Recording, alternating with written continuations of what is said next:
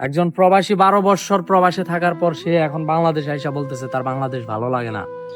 আচ্ছা ভাই, তুমি তো 12 বছর সেই দূর প্রবাসে ছিলা, 12 বছর পর বাংলাদেশে আসলা পরিবারের মানুষের সাথে সময় কাটানোর জন্য। তাহলে 12 বছর প্রবাসে থাকার পর এখন 12 বছর পর বাংলাদেশে আসলা, এখন বাংলাদেশে আইসা তোমার কেমন লাগতেছে?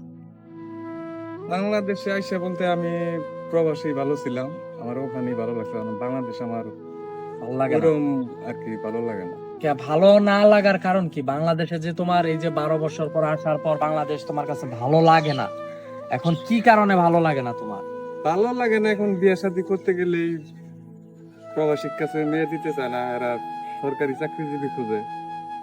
তো এইটাই হচ্ছে আমাদের সমস্যা। এটাই বড় কষ্ট, তাই তো? এরা চায় যে আমরা মেয়ে বিয়ে দিই সরকারি সরকারি চাকরিজীবীর চাকরিজীবীর কাছে। কাছে। আমরা প্রবাসীরা কই যাব?